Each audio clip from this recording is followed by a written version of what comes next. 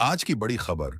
मध्य प्रदेश के ग्वालियर शहर में एक ऐतिहासिक और प्रेरणादायक कार्यक्रम की तैयारी जोरों पर चल रही है, जहां दलित समाज के प्रमुख नेता और सामाजिक कार्यकर्ता चंद्रशेखर रावण अपनी यात्रा के तहत भीमराव अंबेडकर की भव्य मूर्ति स्थापना के लिए पहुंचेंगे। यह घटना न केवल स्थानीय स्तर पर बल्कि वैश्विक एक पटल पर भी चर्चा का विषय बन चुकी है, क्योंकि चंद्रशेखर रावण की यह यात्रा सामाजिक न्याय, समानता और बौद्धिक क्रांति के प्रतीक के रूप में देखी जा रही है। ग्वालियर के अंबेडकर पार्क में प्रस्तावित इस मूर्ति स्थापना समारोह में हजारों समर्थक जुटने की उम्मीद है, जो न केवल भारत बल्कि अमेरिका, ब्रिटेन, कनाडा और ऑस्ट्रेलिया जैसे देशों से जुड़े प्रवासी भारतीय भी वर्चुअल रूप से भाग लेंगे। चंद्रशेखर रावण ने अपनी यात्रा के दौरान नागपुर के दक्षिणी क्षेत्र का भी दौरा करने का ऐलान किया है, जहां वे अंबेडकर की जन्मभूमि दीक्षा भूमि में विशेष सभा को संबोधित करेंगे। यह यात्रा वैश्विक स्तर पर बहुजन समाज की एकजुटता को मजबूत करने का माध्यम बनेगी। दूसरी बड़ी खबर।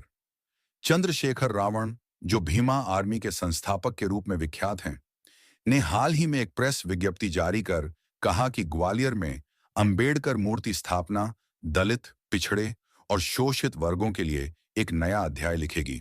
उन्होंने कहा, अंबेडकर की मूर्ति केवल पत्थर का टुकड़ा नहीं, बल्कि संघर्ष की प्रेरणा है। ग्वालियर जैसे शहर में इसकी स्थापना से स्थानीय युवा वर्ग को नई दिशा मिलेगी। कार्यक्रम की तैयारियां ग्वालियर नगर निगम और स्थानीय अंबेडकरवादी संगठनों के सहयोग से चल रही हैं। मूर्ति 5 फुट ऊंची कांस्य की बनी होगी, जिसे दिल्ली के एक प्रसिद्ध शिल्पकार द्वारा तैयार किया गया है।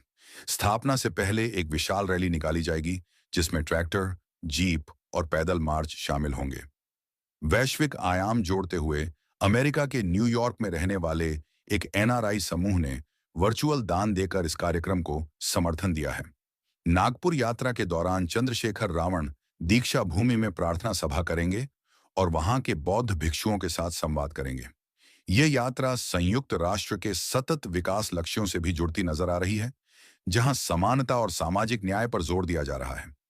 तीसरी खबर नागपुर से जुड़ी है, जहां चंद्रशेखर आजाद रावण ने दीक्षा भूमि जाने की योजना की घोषणा की। नागपुर को उन्होंने अंबेडकरवादी आंदोलन की आत्मा बताया और कहा कि यह शहर बौद्ध धम्म, करुणा और वैज्ञानिक सोच का केंद्र है।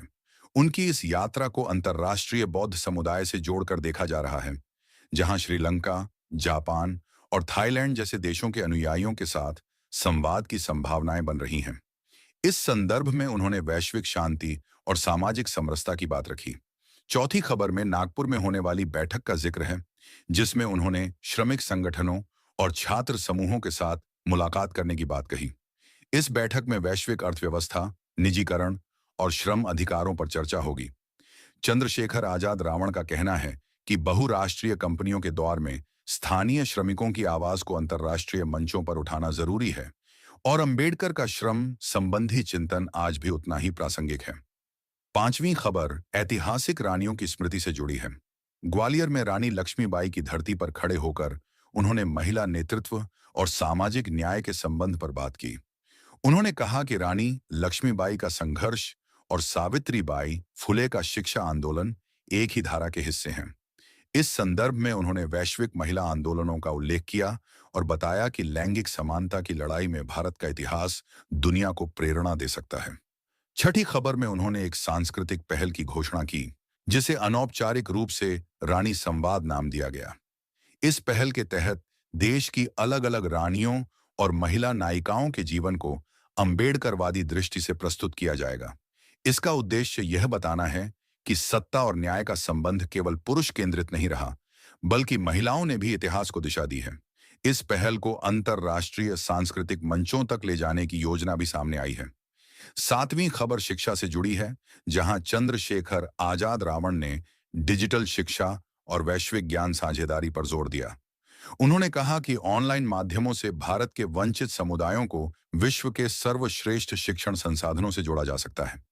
इस संदर्भ में उन्होंने अफ्रीका और दक्षिण एशिया के देशों के साथ साझा शैक्षणिक मंच बनाने की बात रखी, ताकि ज्ञान का लोकतंत्रीकरण हो सके।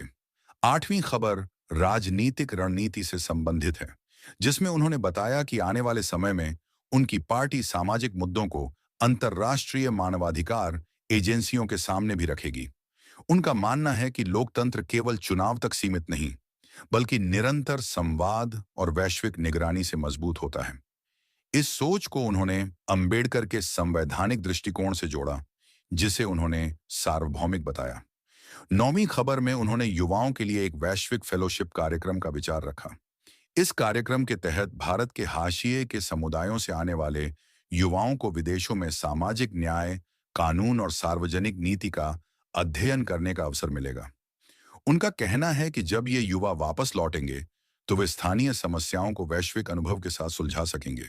आपका एक लाइक हमारा हौसला बढ़ाता है।